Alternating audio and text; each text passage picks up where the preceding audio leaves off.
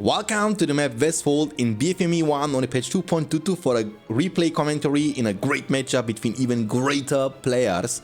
We have the yellow Isengard player Ryotsu and his opponent is the Gondor player Nero. Gondor against Isengard on a huge map which usually offers lots of action and, may the best dwarf win. Uruk Pit Furnace opening for Eisen. He's gonna capture this one close to his castle and then rush forward. But unfortunately, he will not be on the right side. The soldiers were coming from the other side of the map, and they will make it freely to the settlement over there. In the meantime, Hobbit Pippin is capturing all the outer settlements slowly but surely. And without barracks opening, we can already tell that the plan of the Gondor player is to get the stable up on the field as soon as he can, to have the mobility advantage of the knights, which will help you to creep the entire map.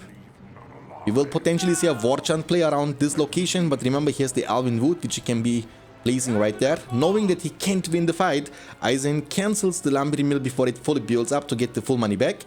And he still has some Lumber Mills up on the field, right? He has in total 3 Lumber Mills. That's pretty good. Giving you lots of wood bonus, pretty decent. In the meantime, the soldiers are actually going inside the genes. The tower is building up as the Isengard player saw that kind of coming. And the Gondor player has to retreat from this location. He's going to use Warchant in an offensive way to crush the enemy farms. And this Uruk will take this one down. And this Uruk is leading forward to this settlement over there. Again, Gondor has the good start into the game, but Isengard didn't have a bad start either. And that's the downside of playing Gondor without a barracks opening on a huge map like Westfold, He's gonna use the Alvin Wood to creep. So that's a smart move in my opinion. We'll get the money from this creep. And the stable is now built up almost fully. Eisen will have a lot of wood bonus. And I believe he's gonna fill up the bees super quickly. Maybe even before the first knight will appear on the field. So the Hobbit was joining the battle around this location. On the land, the soldiers of Gondor are super beefy, extremely tanky. And, in a 2v1 situation, the Uruks don't stand a chance anyway. But in the meantime, though, he's taking over the map, right? He's attacking every single farm outside. Gondor, Eisen. Is he cash float? Yeah, he's cash floating a lot actually. Because he's bringing more and more Uruks. Maybe towering up. The Uruk Pit just got level 2. Pretty much at the same time as the first knight of Gondor joined the battlefield. Hobbit is level 2. And they will keep fighting around this location. I think Eisen is planning to bring some Berserker to the area. But he's also pressuring all these farms from his opponent simultaneously. The Knights of Gondor were able to clean up these Uruks over there. And now they will rotate to the Goblin lair. They will get level 2. Massive upgrade. Full base for Eisen. Towering up. Building even the last furnace. So the plan is eventually to get a lot of pikemen up on the field. But, on the bright side for the Force of Light, in this case Gondor, but it can also count for Rohan, you can actually get the Ranger summon, the Great Company summon quite easily on this map.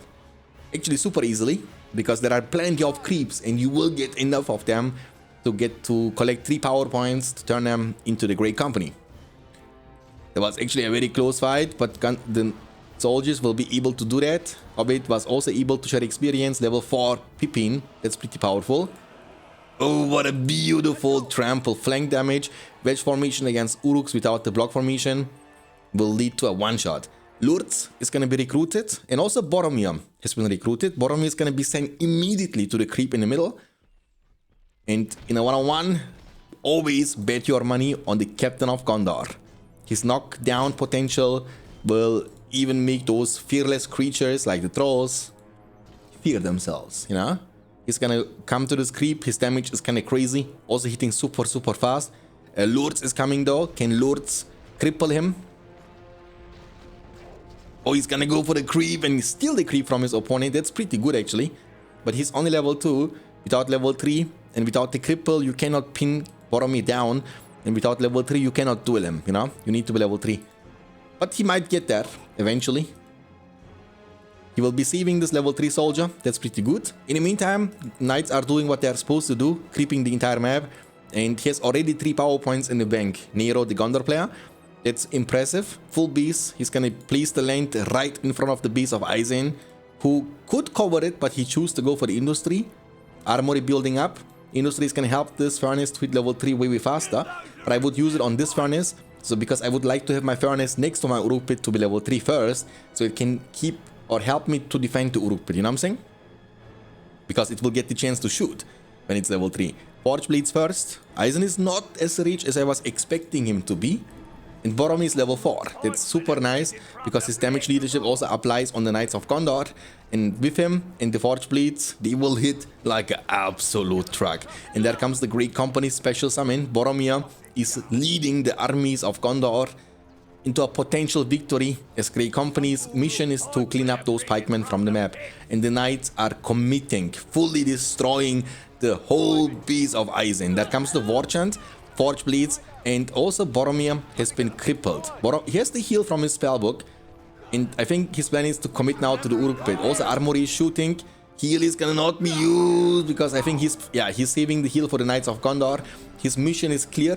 He wants to take down the Uruk pit to deny the further production of the pikemen.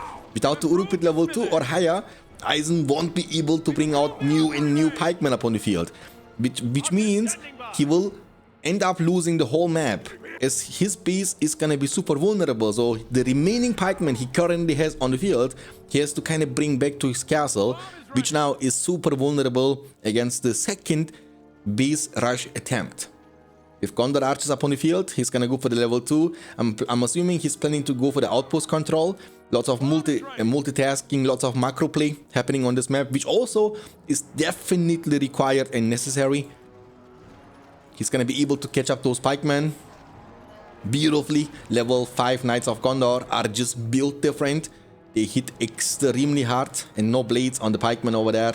That means the Knights will be able to win the fight. Lourdes is level 4 though. That means now Boromir has to be careful if he will ever get revived. And he will get revived for sure. Level 4 Boromir, 2 minutes and 15 seconds revive time. There comes the carnage.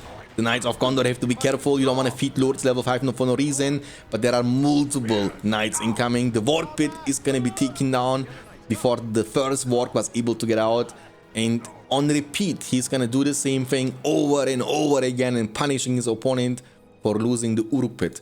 What Isengard could be doing is to go for the outpost control around this location and try to build the Uruk pit there. On this map, you can definitely afford 2 Uruk pits. You know, he's gonna miss the cripple, by the way. Not gonna hit, it was out of range. And half a level required for Lourdes to be level 5. So archers are now rotating. Fire arrows purchased from the archer range level 2. And now the follow-up will be those Gondor rangers. I return to defend the White City. And Boromir has returned to defend the White City. You heard him crystal clear. And he also turning into some combos. Like the level 3 soldier he was able to save at the beginning of the game has now been turned into the Gondor Soldier Archer Battalion. Again, the combo bonus is 20% more armor and 10% more damage. It makes them quite beefy. And Boromir has leadership, right? That's a very important leadership which should not be underestimated. I don't think Eisen has what it takes to defend this. He has nothing. No fire arrows. I mean, he has banner, forge blades and heavy armor, but no fire arrows. He barely has army. How can you defend against such a reckless army? Such reckless army. Sorry. I'm getting corrected all the time when I'm talking about this. But for my excuse, English is not my, native language. But I'm happy if you still understand what I'm talking about, you know what I'm saying? Lourdes, if he would be level 5, maybe it would be a different situation. But he's unfortunately not. He could cripple Boromir, but I think if he would ever decide to go for him, there comes the War Chant. And Gondor has no Elven Wood, but Isengard will commit with the Tainted Land. And oh my god, what a slaughter! War Chant, heavy armor, forge blades, whole ability on the Warg Riders, so increase their damage and bring it to the next level. As Boromir, the captain of Gondor, has been crippled. Just like in the films, he's left alone. Where are the 3 hunters to save him? He couldn't give the last hit to Lourdes. He would be super close to level 5. The last hit would grant him the level 5. And the Wargs will clean up almost everything. And again, creating some sort of momentum, if you want to say so, for Isengard. But the momentum might not last forever, as the outpost next to the Isengard castle is under control from the Gondor player. Great Company has been summoned. The Wargs will be barely able to get away.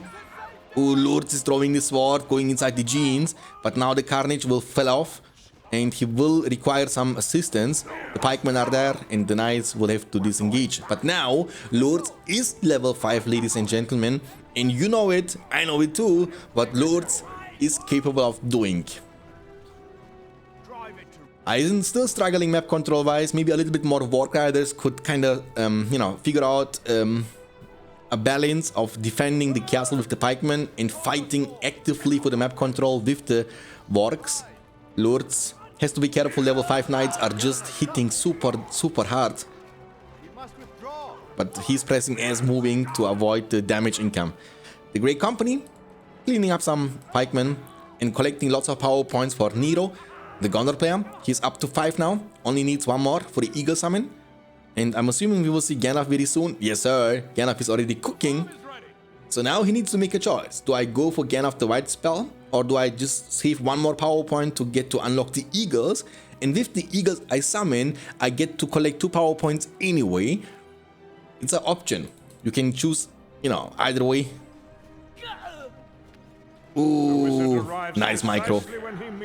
And a wizard arrives precisely when he means to. Gandalf the Grey has been recruited, boys. Full commitment. That's the reason why none of these furnaces besides this one was able to hit level 3. So if he wouldn't get rushed until now, every single structure in the base of Eisen would be level 3 by now, which would increase the durability quite a lot. But unfortunately that was not the case. And he's gonna invest the power points into the Gandalf the White. And we ride for the glory of Gondor. And boom! He got crippled, but I don't think you have what it takes to take him down. Eastery, Gandalf is pinned in place, the red circle around him, but the Shadowfax is saying, calm down, master. I got it. Shadowfax is the best horse in the Lord of the Rings universe. Lords will be revived immediately. He needs him back as soon as possible. But he won't get out. There comes the lightning sword. I'm a servant of the secret fire, the wielder of the flame of honor. Your cripple will not avail you, servant of Saruman. And the base is gonna fall into pieces. Like, that's a masterclass Gondor gameplay right there from the start until the very end. The decision making, the commitment, the punishment for losing the Uruk pit, and the continuous pressure he was putting on his opponent. Take note out of this gameplay, boys.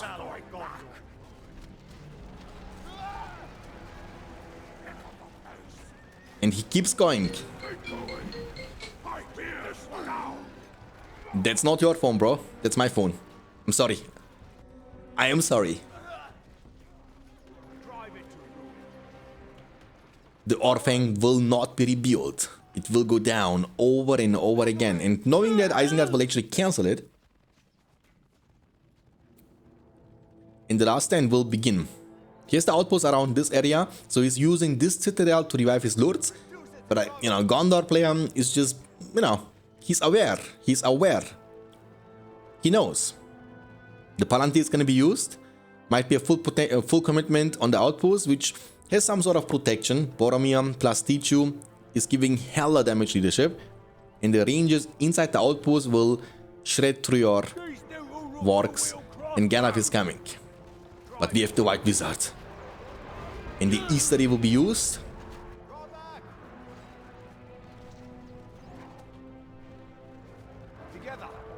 And you see, like, it's not like he's sitting there for a minute or fighting for the map. He's continuously going to the base.